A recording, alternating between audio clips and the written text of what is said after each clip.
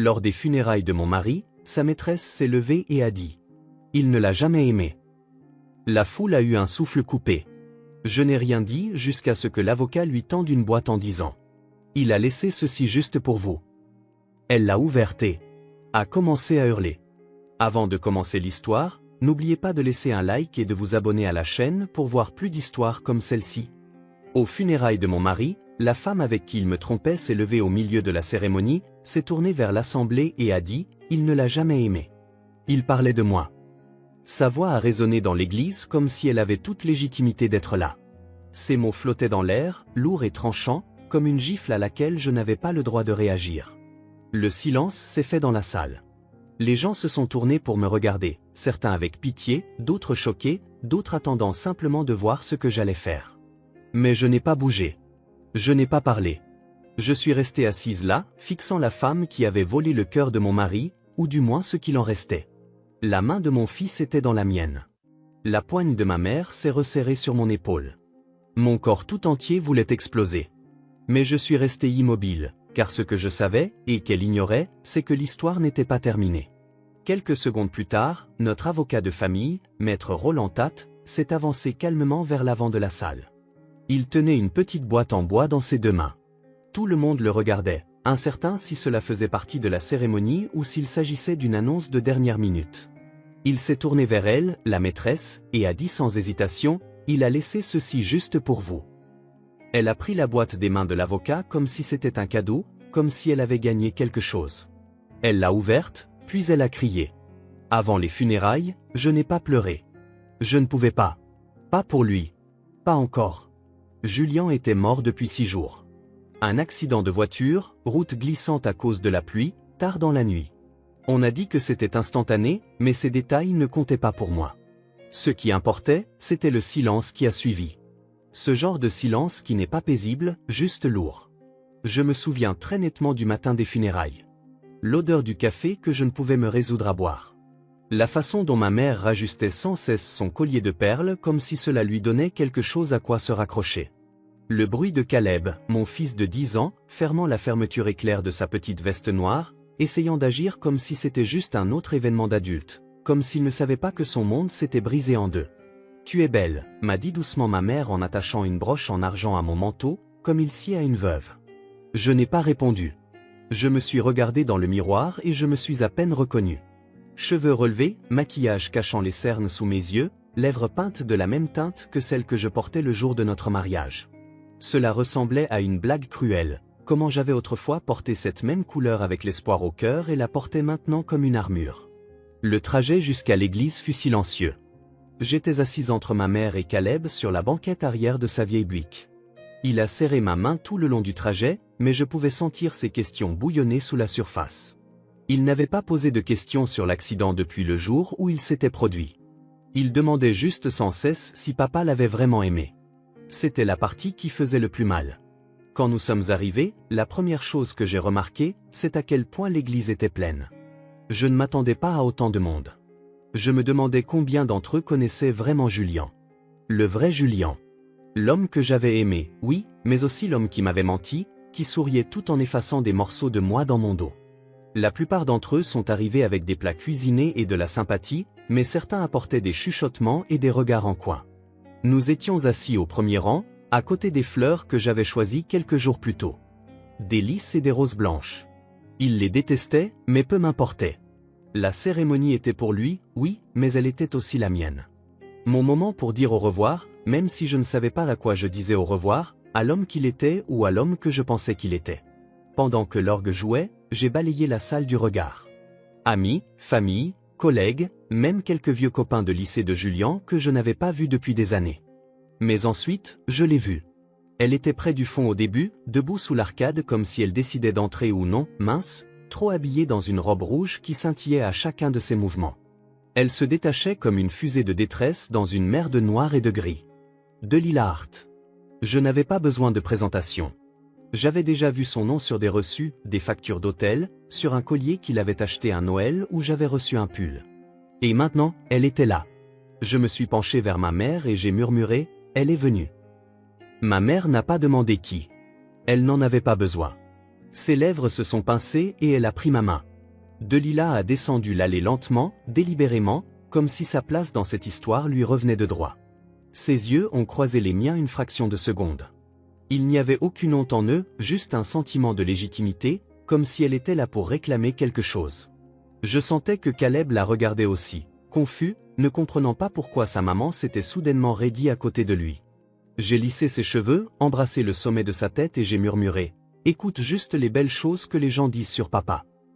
Il a hoché la tête, encore trop jeune pour comprendre les mensonges que les adultes racontent aux funérailles. Quand le pasteur a commencé à parler, j'ai fixé la photographie de Julian sur l'autel. C'était celle que j'avais choisie, celle où il avait l'air le plus heureux. Je me souviens l'avoir prise. Nous étions à Savannah lors d'un voyage en famille juste après la naissance de Caleb. Julian riait de quelque chose que Caleb avait fait, ou peut-être faisait-il semblant. J'ai fixé cette photo et j'ai essayé de me souvenir de ce que c'était que de l'aimer sans douter. J'ai essayé de ressentir quelque chose de pur, de chaleureux, mais tout ce que je pouvais sentir, c'était la trahison sous le chagrin. Et tandis que Delilah était assise quelques rangs derrière moi, croisant les jambes et rejetant ses cheveux en arrière comme si elle attendait d'être sous les projecteurs, j'ai réalisé quelque chose. La journée n'allait pas être consacrée à tourner la page. Elle allait être consacrée à la vérité et à la douleur. Et peut-être, si j'avais de la chance, à la liberté. Le pasteur était au milieu d'une phrase quand elle s'est levée. Delilah Hart, vêtue de rouge comme si c'était une célébration, s'est levée au centre de l'église bondée et s'est tournée vers l'avant avec ce genre de calme qui précède toujours la tempête. Ses talons ont claqué une fois contre le plancher en bois alors qu'elle s'avançait. Les gens se sont retournés sur leur siège. Quelques-uns ont murmuré son nom. Certains l'avaient déjà vue, peut-être à des événements professionnels de Julian ou en public. D'autres ne la connaissaient pas du tout, mais pouvaient sentir que quelque chose clochait. Une attention si palpable qu'on aurait pu la goûter. Le pasteur s'est interrompu, confus. Il m'a regardé pour savoir quoi faire, incertain si c'était une sorte d'hommage prévu. Je ne lui ai donné aucune indication. Delilah n'a pas attendu la permission. Elle s'est tournée face au banc et a levé le menton. Je sais que certains d'entre vous ne me connaissent pas, a-t-elle dit assez fort pour que chaque coin du sanctuaire l'entende. Mais je connaissais Julian mieux que la plupart d'entre vous ne pourraient jamais. Les gens ont bougé sur leur siège. Ma mère s'est penchée et a sifflé, nous devrions arrêter ça. Non, ai-je dit. Laisse-la parler. Parce que je voulais entendre quelle histoire elle s'était construite. Je voulais savoir jusqu'où elle irait pour réécrire la vérité. Delilah a posé une main sur sa poitrine et a dit, j'ai été dans sa vie pendant 5 ans. 5. Et pas en secret. Il me disait tout. Combien il était malheureux, combien il se sentait piégé, comment il ne pouvait pas être vraiment lui-même à la maison. Certaines personnes ont halté. D'autres évitaient de me regarder. La voix de Delilah tremblait comme si elle pensait être celle qui était en deuil. Il m'a dit qu'il restait seulement à cause de son fils, a-t-elle ajouté, pas parce qu'il l'aimait. Elle m'a regardé droit dans les yeux en le disant. Il n'y avait aucune excuse dans ses yeux, juste du triomphe, comme si elle croyait avoir gagné. Je n'ai pas bronché, mais à l'intérieur, je brûlais. Caleb a tiré sur ma main. « Maman, pourquoi cette dame dit ça ?» a-t-il murmuré. J'ai serré sa main. « Ignore-la, mon chéri. » La salle est tombée dans une immobilité étrange. Personne ne savait quoi faire. Le pasteur a essayé d'intervenir. « Madame, ce n'est vraiment pas. » Mais avant qu'il ne puisse finir, une voix venant du fond de la salle a fendu l'air. « Mademoiselle Hart, » a dit Roland Tate, notre avocat de famille, en se levant et en commençant à marcher lentement dans l'allée. Tous les yeux se sont tournés vers lui. Il tenait une petite boîte en bois dans ses mains, polie, simple, presque comme un écrin à bijoux, mais plus lourde, plus dense. Delilah s'est figée. Son expression a légèrement changé, confuse, puis curieuse. Maître Tate s'est approché de l'avant, s'est arrêté juste avant la chaire et s'est tourné vers elle. Julian a laissé des instructions très précises dans son testament, a-t-il dit calmement.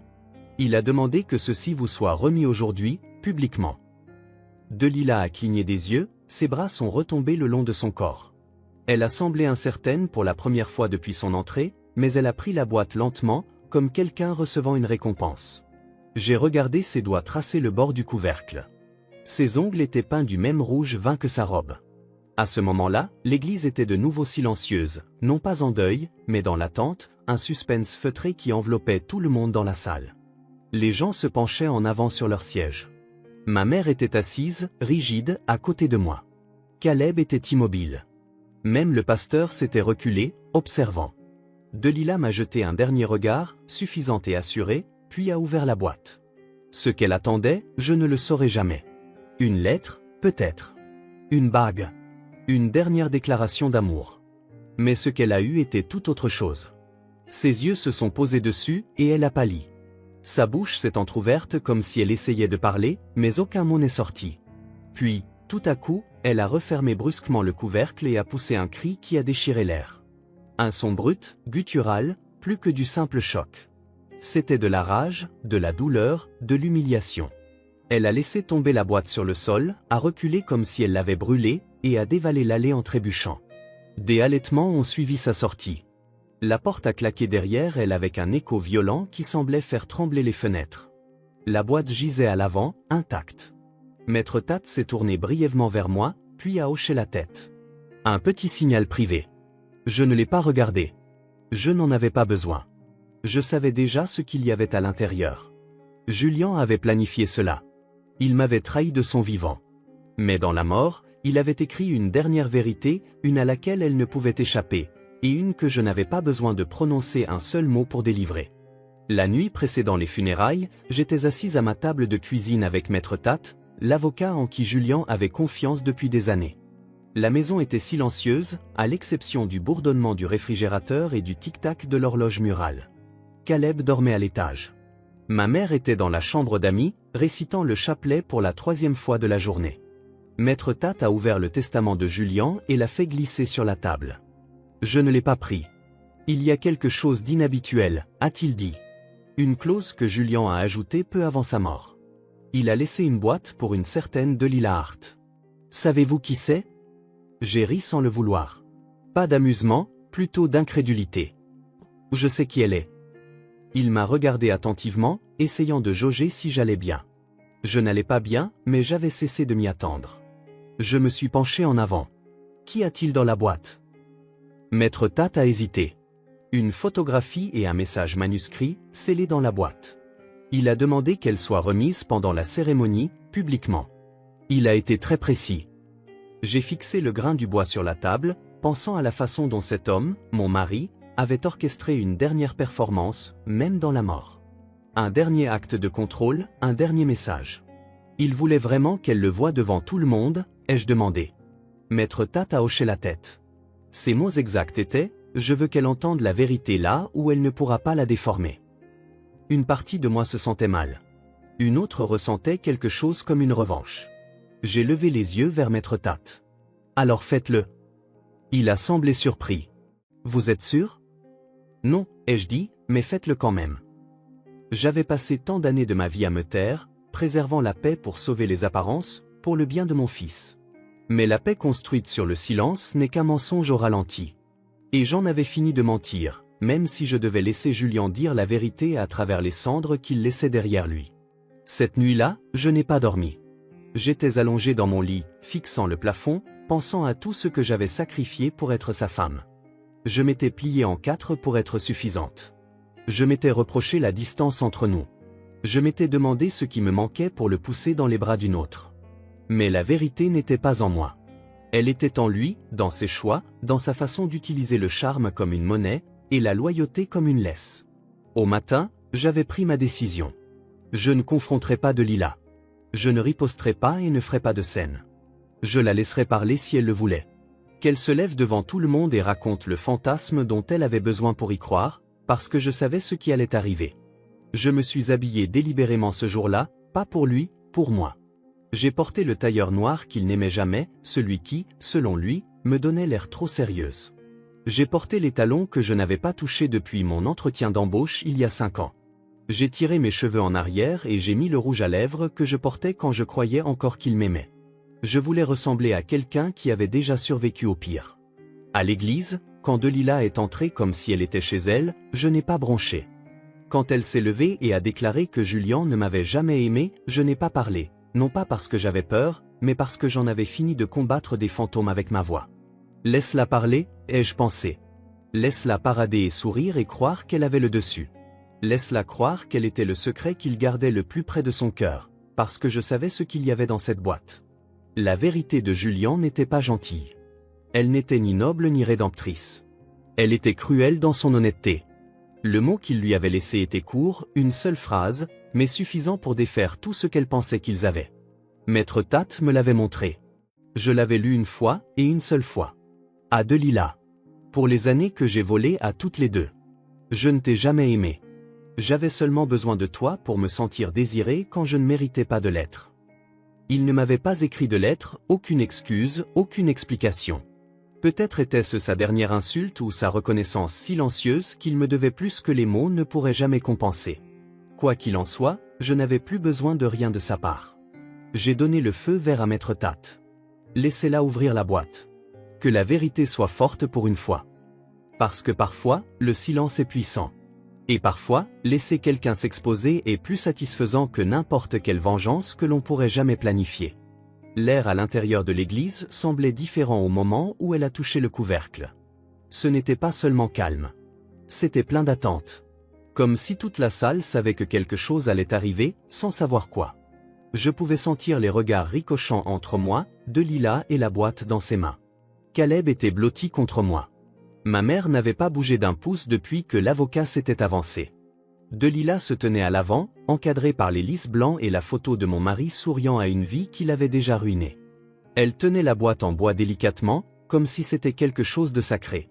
Je me demandais si elle pensait y trouver une bague, ou une lettre lui disant qu'il l'avait toujours aimée. Peut-être croyait-elle qu'il m'avait laissé derrière dans la mort de la même manière qu'elle pensait qu'il m'avait laissé dans la vie. Mais Julian n'était pas si net. Il était désordonné, et sa vérité était toujours plus lourde que ses mensonges. Elle a ouvert le loquet de la boîte lentement, comme si elle voulait savourer l'instant. Puis elle l'a vu. Au début, elle n'a pas réagi. Elle a juste regardé à l'intérieur.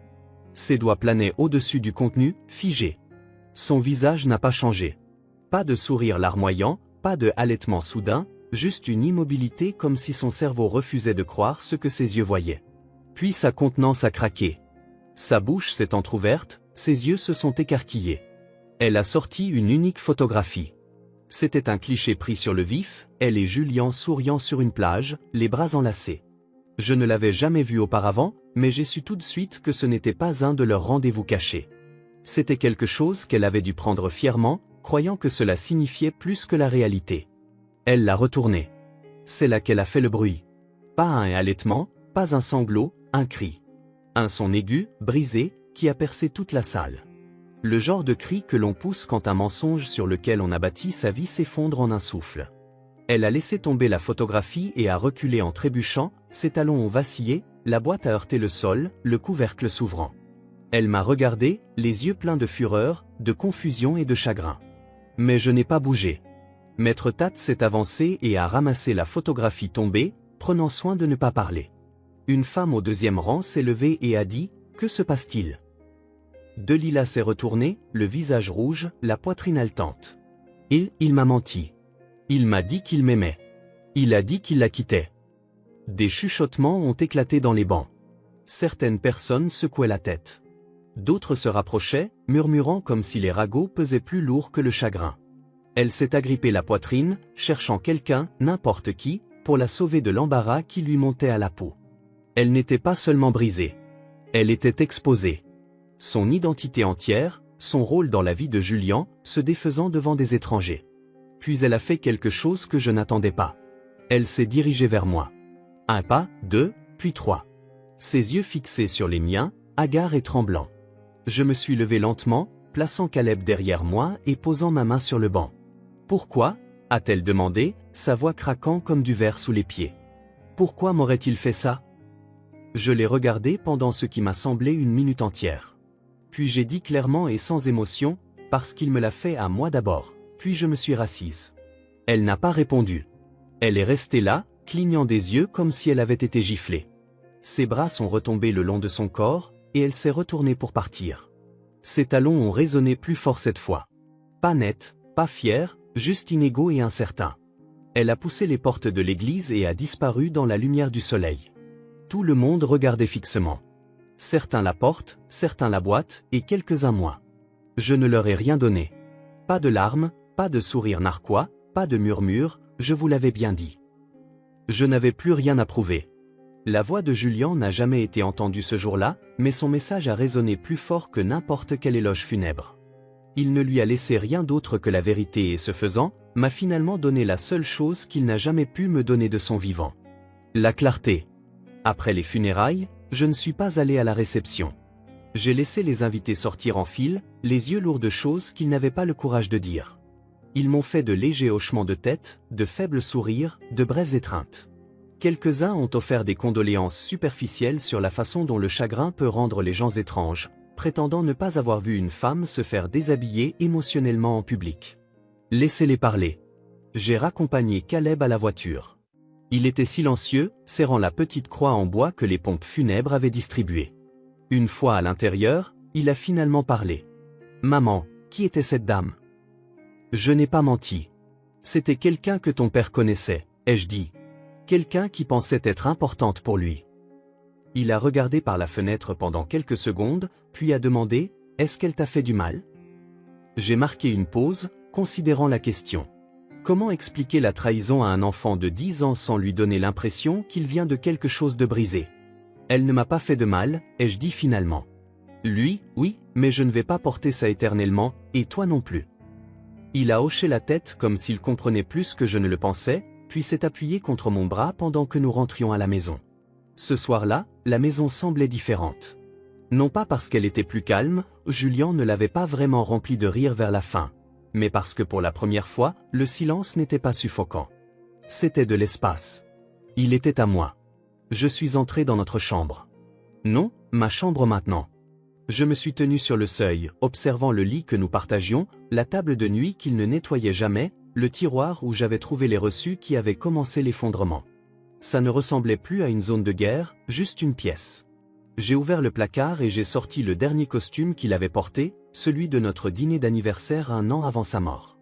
J'ai passé mes doigts sur le revers, essayant de me souvenir de ce que c'était de l'aimer sans remettre en question chaque mot, chaque appel tardif, chaque regard distant. Cette version de lui a existé autrefois, mais aimer quelqu'un n'est pas la même chose que le connaître. Et je ne connaissais pas vraiment Julian. Pas avant qu'il ne soit trop tard.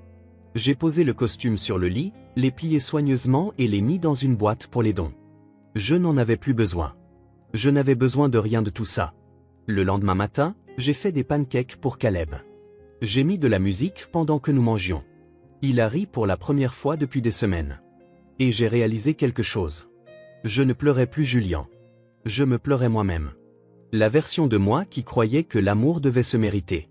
Que la loyauté signifiait le silence. Que la force se mesurait à la quantité de douleur qu'on pouvait endurer sans broncher. Mais cette version de moi avait disparu. Je ne suis pas en colère contre Delilah. Plus maintenant. Je pense qu'elle l'aimait à sa manière. Ou peut-être aimait-elle simplement être choisie, comme moi autrefois. Mais l'amour construit sur des mensonges n'est pas de l'amour du tout. C'est de la survie. Et j'en ai fini de survivre. Je veux vivre. Julian pensait que la vérité la blesserait. Et ce fut le cas. Mais elle m'a libéré. Et peut-être, de la manière la plus tordue qui soit, c'était son dernier cadeau. On dit toujours que les funérailles sont pour les vivants, pas pour les morts. Je pensais que cela signifiait tourner la page. Maintenant, je pense que cela signifie le choix. Vous avez le choix de décider quel genre de personne vous serez quand les pires moments de votre histoire seront terminés.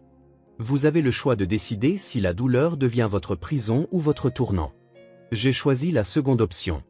Alors que je me tenais près de la fenêtre ce matin-là, café à la main, regardant Caleb courir après le chien dans le jardin, j'ai réalisé que je n'attendais plus rien. Pas d'excuses, pas de réponse, pas quelqu'un pour me sauver du chagrin. Je m'étais sauvé moi-même. Si cette histoire vous a ému ou vous a fait réfléchir sur l'amour, la trahison ou la force d'une manière différente, partagez-la. Quelqu'un d'autre pourrait avoir besoin de l'entendre aussi. Dites-moi dans les commentaires ce que vous auriez fait à ma place. Seriez-vous resté silencieux ou auriez-vous dit quelque chose ce jour-là? Et si vous voulez d'autres histoires vraies et profondes sur le chagrin d'amour, la guérison et tout ce qu'il y a entre les deux, assurez-vous de vous abonner à la chaîne. Cliquez sur le bouton « J'aime » si celle-ci vous a touché, et n'oubliez pas d'activer la cloche de notification pour ne pas manquer ce qui arrive ensuite. Merci d'avoir écouté ma vérité. On se retrouve dans la prochaine.